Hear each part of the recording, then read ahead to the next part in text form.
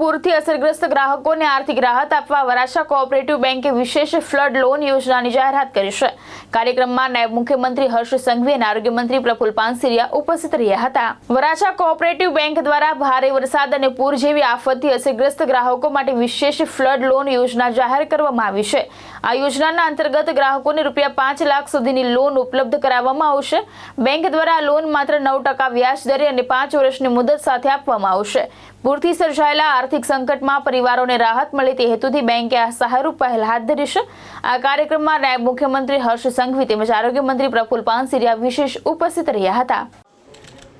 નાગરિકોને સર્વપ્રથમ હું બે હાથ જોડીને વંદન કરવા માંગુ છું અને ખરેખર તેમને સલામી આપું છું। પ્રશાસન ખૂબ ઓછા સમયમાં મોટા ભાગના વિસ્તારમાં પહોંચવાનો પ્રયત્ન કર્યો। જ્યાં પહોંચ્યા ત્યાં આજુબાજુના વિસ્તારના જે વિસ્તારમાં પાણી નથી એ વિસ્તારના નાગરિકો જે વિસ્તારમાં પાણી ભરાયા છે ત્યાં પ્રશાસન જોડે ખભે ખભા મિલાવીને મદદ કરી। જ્યાં પ્રશાસન ના બી પહોંચી શક્યું ત્યાં એ લોકોએ પોતે આસપાસના વિસ્તારના લોકો જોડે મળીને આ અતિ ગંભીર પરિસ્થિતિઓનો સામનો કર્યો। અને આ સામનો આ કોઈ નાની સૂની વાત નથી, કારણ કે સુરતે પૂરનો સામનો તો અનેક વાર કર્યો, પરંતુ સામાન્ય રીતે જે ઉપરવાસના વરસાદના કારણે પૂર આવતું હોય છે એ પૂર ધીરે ધીરે પાણી ભરાતું હોય છે। તેથી આપણે આપણી ઇન્ડસ્ટ્રી હોય તો મશીનરી ફેરવવા માટે કે બીજી કિંમતી વસ્તુઓને કઈ શિફ્ટ કરવાનો સમય મળતો હોય છે, દુકાનો હોય તો દુકાનોમાં જે કિંમતી સામાન હોય છે તેને બી ક્યાંય શિફ્ટ કરવાનો સમય મળતો હોય છે। પરંતુ આ વર્ષે અને આ વખતની જે સમસ્યા હતી એ સમસ્યા બિલકુલ અલગ હતી કે મિનિટોની અંદર જાણે કે હાફ ફાટ્યું હોય તે પ્રકારે કોરે કોરું, એટલે કે જે બિલ્ડિંગોમાં 1 ઇંચ બી પાણી નહોતું અને 15 મિનિટની અંદર 4-4, 5-5 ફૂટ સુધી પાણી ભરાઈ ગયું। એટલે આ અતિ સંવેદનશીલ પરિસ્થિતિઓ ઊભી થઈ અને આ પરિસ્થિતિઓના હિસાબે અનેક લોકોને ખૂબ નુકસાન બી થયું, કારણ કે ખૂબ ઓછો સમય મળ્યો ને સમયની અંદર સામાન નિકાલે કે માણસ જાન બચાવે। હવે એવી પરિસ્થિતિમાં લોકોએ આ સામનો કર્યો છે, એટલે સુરત શહેરના નાગરિકોને બે હાથ જોડીને વંદન જ કરવા પડે। અને આ શહેરના નાગરિકોને ખરેખર ભગવાને આ માટીને કંઈક આપ્યું અને આ માટીમાં પોઝિટિવિટી જોડે જીવનની અનેક સમસ્યાઓની સામે લડવાની તાકાત છે અને તે માટે જિંદાદિલી સુરતી તરીકે બધા જ આપણે ઓળખાતા આવ્યા। પરંતુ આવી સમસ્યામાં ખાલી વાતોથી કામ ના ચાલે। અમારી તો સૌની જવાબદારી છે 2 દિવસ 4 દિવસ 5 દિવસ એમ એ રાત દિવસ કરવું પડે કામ, અને એના માટે જ અમે લોકો સૌ છૂટાયેલા અને આ જીવન લોકોના આશીર્વાદ મળ્યા છે એના માટે। તો એ કામ કરવું એ કોઈ નવાઈની વાત નથી, એ કામ કરવું જ પડે, એના સિવાય બીજો કોઈ રસ્તો ના હોય, કેના માટે રસ્તો હોય। પરંતુ માત્ર કામથી બી આ વખતે સમસ્યાઓ હલ થાય એવી પરિસ્થિતિ ના હોવાથી મુખ્યમંત્રી શ્રી બી એમને અંદાજો છે કે કયા પ્રકારની નુકસાની છે। પોતે આવ્યા,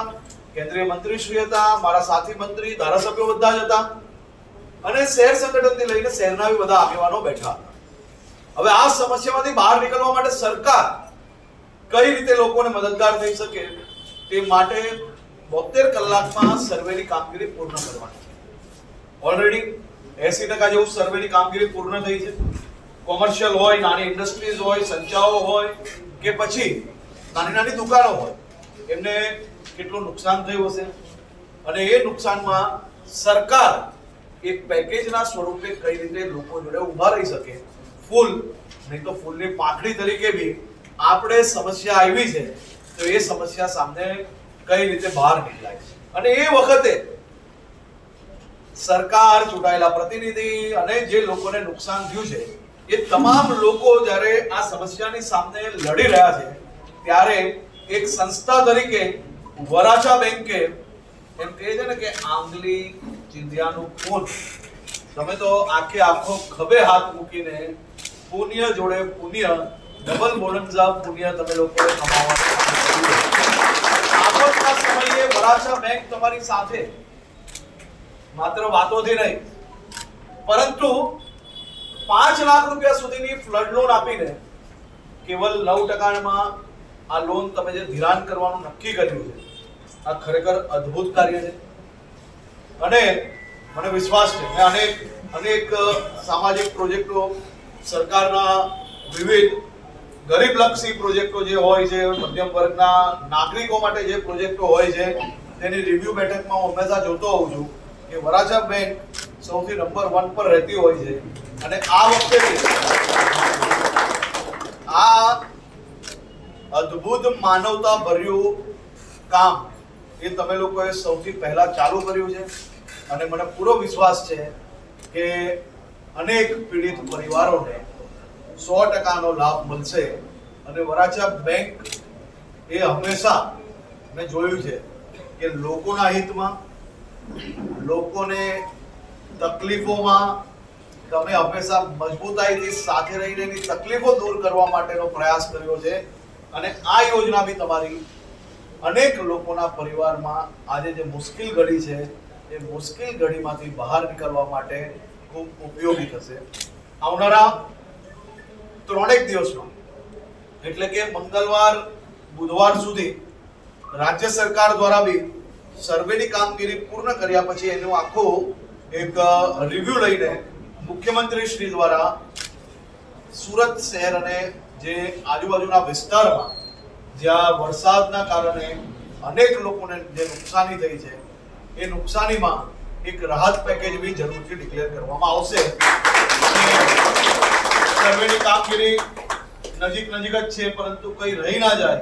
તે માટે આપણે એકદમ ડિટેલ્ડ સર્વે કરીએ છીએ અને ડિટેલ્ડ સર્વેની કામગીરી પૂર્ણ થતા જ મારું એવું માનવું છે કે એક પેકેજનું ડિક્લેરેશન મુખ્યમંત્રી શ્રી દ્વારા કરવામાં આવશે અને એ પેકેજથી બી આપણા શહેરના લોકોને ફૂલ નહીં તો ફૂલની પાંખડી પરંતુ ખભે ખભા મિલાવીને આપણે સૌ લોકો આ મુશ્કેલ ઘડીમાંથી બહાર આવવાની છે અને આપ સૌ ડાયરેક્ટરોને હું આભાર માનું છું બેંકની આખી ટીમને આભાર માનું છું